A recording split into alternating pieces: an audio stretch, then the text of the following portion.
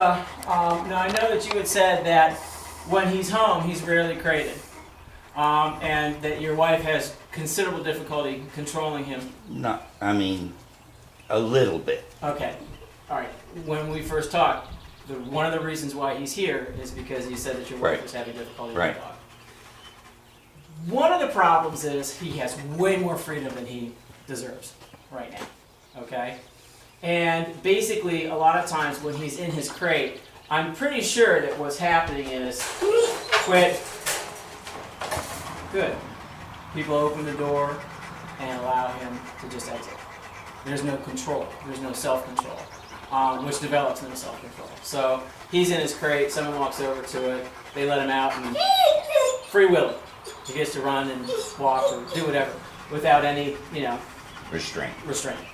So what's happened here, he's a bull in a china shop. You go to open the crate and he just tries to blow right through you, Right. which is totally unacceptable, especially with the fairer sex, because what he has learned is since that no one can stop me, no one will stop me. Does that make sense? Mm-hmm. Okay. So what we've done, what we've started to do, and he's actually improved dramatically, is he has to sit before the door is open.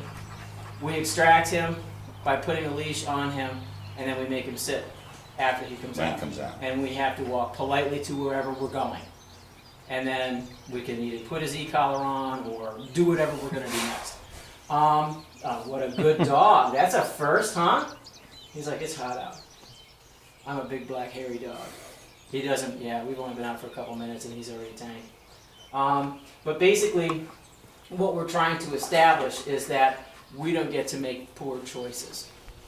The other thing I've noticed is, leave it, get out of there, thank you.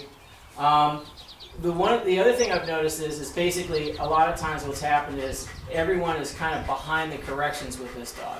He launches and then he gets corrected. Or essentially what it boils down to is instead of being proactive, seeing what he's plotting before he actually engages in that behavior.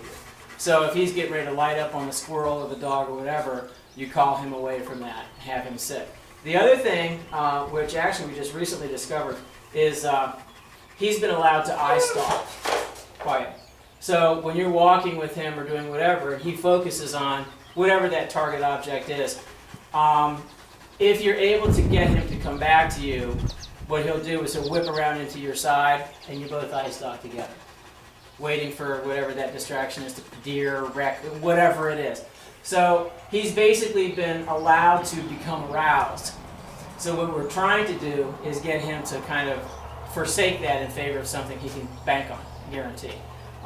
We have, we do limited lure reward training with these older dogs just by virtue of the fact that we don't work for free, so he shouldn't either. Mm-hmm. But we only reward voluntary behavior, which means if I have to compel you to come to me, I'm not paying you off. I'll mark the behavior, nice job, but I'm not going to say, here's a cookie, thank you very much for your hard effort, because it isn't a hard effort. Does that make sense? Yeah. Okay. Yep.